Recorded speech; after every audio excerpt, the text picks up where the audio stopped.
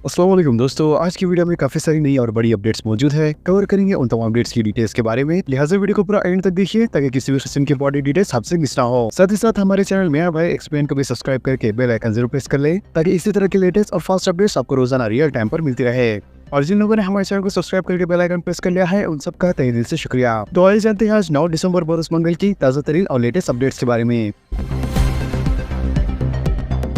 शहर में कत्ल व खून के वाक़यात में इजाफा। मलकजगिरी में रियल एस्टेट ताजिर को दिन दिहाड़े गोली मारकर हलाक कर दिया गया। शहर हैदराबाद में अमन व ज़ब्त की सूरत हाल दिन ब दिन बिगड़ती जा रही है। दिन दहाड़े कत्ल, डकैती और चोरी की वारदातों में इजाफा हो गया है। जुराइम के इसनादात और दीगर शोबों में तकनीकी असलाहत जो सिटी पुलिस को आलमी सतह पर मुख्तलिफ तबक़ात के लिए इंसाफ की फ़रोग़ का मुनफरद एजाज़ दिलवाई थी, अब अपनी वो तासीर खोती जा रही है, क्योंकि हालिया दिनों में कत्ल और हमलों का सिलसिला इस बात का मुँह बोलता सबूत है। लिहाजा ताज़ा वाक़े में मलकजगिरी में रियल एस्टेट ताजिर के कत्ल का वाक़या पेश आया, जिसमें उसे दिन दहाड़े गोली मारकर हलाक कर दिया गया। वाज़ेह है कि पीर की सुबह मलकजगिरी के जहानगर पुलिस हदूद में साकिब कॉलोनी के करीब real estate businessman Venkat Ratnam को कत्ल कर दिया गया और इस बहिमाना कत्ल का वीडियो सोशल मीडिया पर वायरल हो गया, जबकि इस कत्ल के बाद मुकामी अवाम में खौफ व हिरास का माहौल पैदा हो गया है। वाज़ेह है कि मक़तूल Venkat Ratnam real estate agent था, जिसे नामालूम अफराद ने स्कूटर पर जाते हुए पीछा किया और चाकू से कई वार के बाद फायरिंग करके मौत के घाट उतार दिया।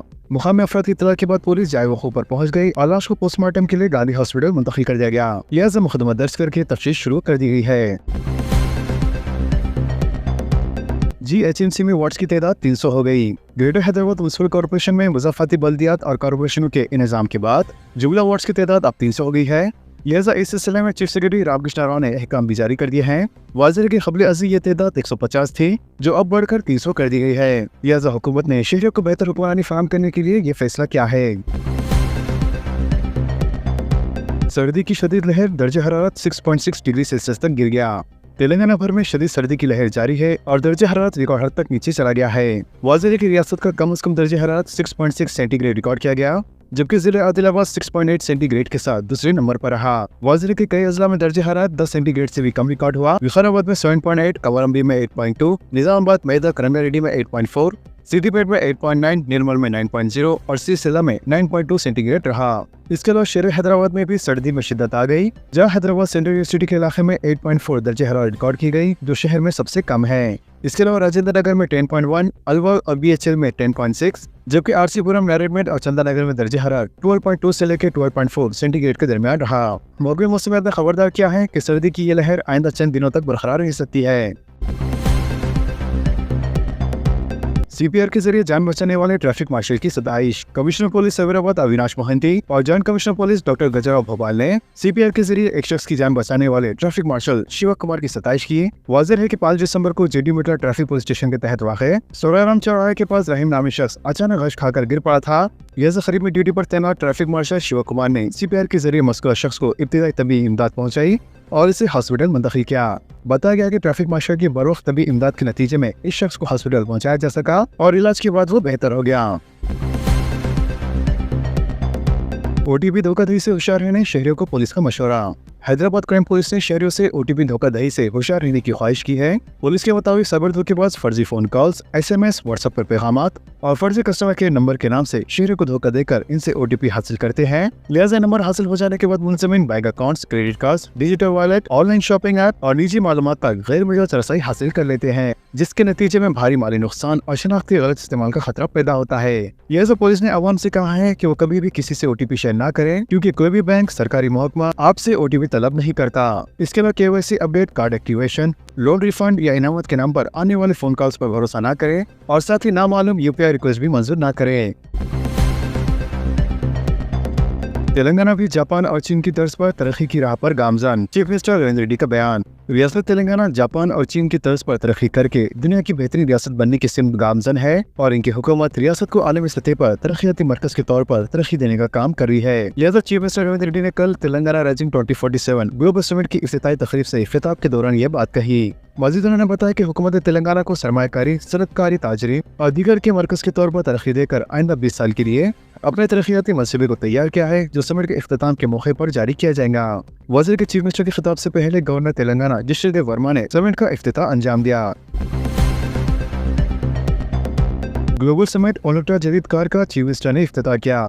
फ्यूचर सिटी के आहते में मुनक़दा तेलंगाना राइजिंग ग्लोबल समिट 2025 के मौके पर ओलेक्ट्रा कंपनी की जदीद इलेक्ट्रिक कार का चीफ मिनिस्टर रेवंत रेड्डी और डिप्टी चीफ मिनिस्टर भट्टी विक्रमार्का ने मुश्तरका तौर पर इफ्तिताह किया। लिहाजा इफ्तिताह के बाद चीफ मिनिस्टर ने खुद कार चलाकर इसकी तकनीकी खुसूसियात और इसकी कारकर्दगी का जायजा लिया।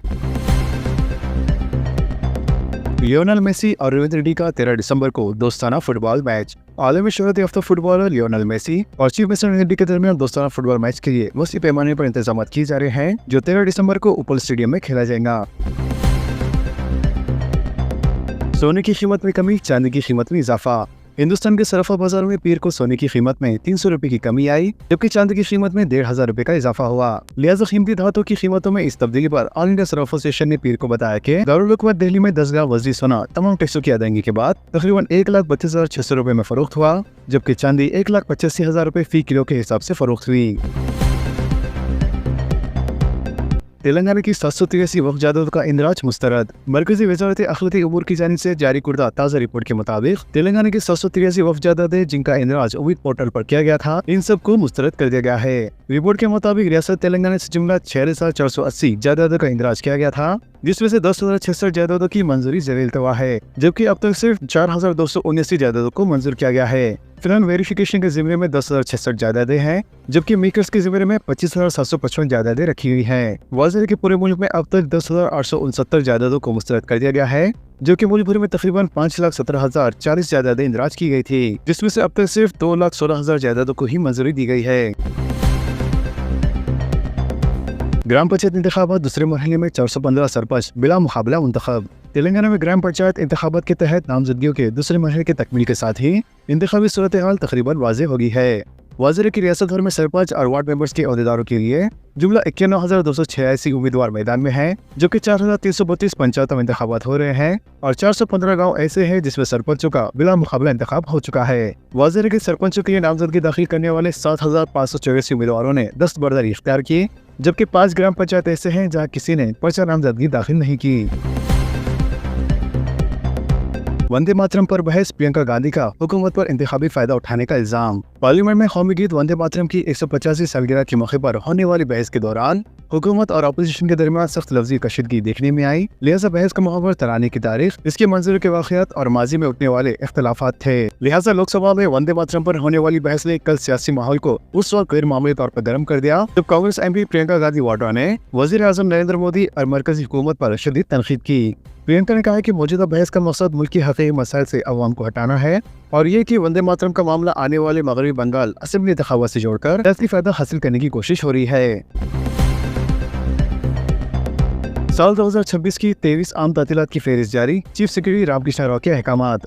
तेलंगाना हुकूमत ने साल 2026 की आम तातीलात की फहरिस्त जारी कर दी है।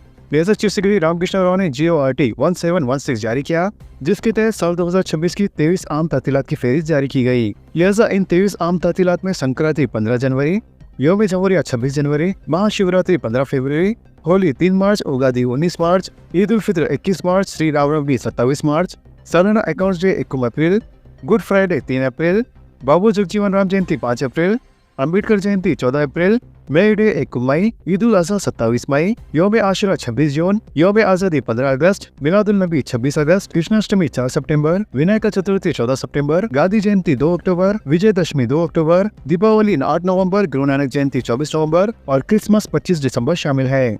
जियो में मज़ीद कहा गया है कि ईद उल फित्र, ईद उल अज़हा, यौम आशुरा और मिलादुल नबी की तातीलात वक़्त हलाल के मुताबिक रहेंगी।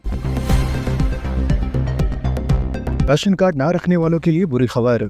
हुकूमत ने तेलंगाना में फ्लाई स्कीमों की नाअहली को जांचने के लिए एक अहम फैसला लिया है, जिसके तहत अब से इनकम सर्टिफिकेट के लिए दरख्वास्त देने के लिए राशन कार्ड को लाजमी करार कर दिया गया है। वाज़ेह है कि ये नई पॉलिसी मी सेवा में लागू की गई है। लिहाजा अगर वो लोग जिनके पास राशन कार्ड मौजूद नहीं है और अगर वो इनकम सर्टिफिकेट के लिए दरख्वास्त देते हैं तो इन्हें फूड सिक्योरिटी कार्ड मिसिंग का पैगाम मिलेगा। इसके अलावा अहदेदारों का मानना है कि इससे स्कॉलरशिप और कल्याण लक्ष्मी और शादी मुबारक जैसे स्कीमों में बदनवारियों और इसके गलत इस्तेमाल को रोका जा सकेगा। वाज़ेह की हुकूमत ने ये नई पॉलिसी नाअहल अफराद को मुकम्मल तौर पर रोकने के मकसद से मुतारिफ कराई है।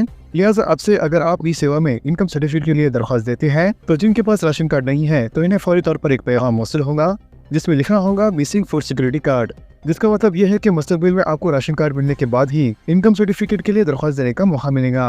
हालांकि ये फैसला आर्जी तौर पर हकीकी गरीबों को मुतासिर कर सकता है, जो खतरे गुर्बत से नीचे रहने के बावजूद राशन कार्ड के बगैर है। तुर्की में 5.5 शिद्दत का ज़लज़ला।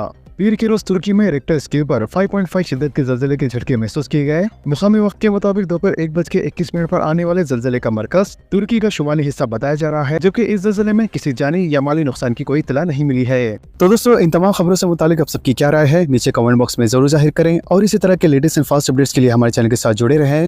हमारे इस वीडियो को आपस में ज्यादा से ज्यादा शेयर करें और हमारे चैनल को सब्सक्राइब करके बेल आइकन प्रेस करना ना भूलें। तो मिलते हैं अगली वीडियो में काफी सारी नई अपडेट्स के साथ। जब तक के लिए अल्लाह हाफिज एंड सब्सक्राइब।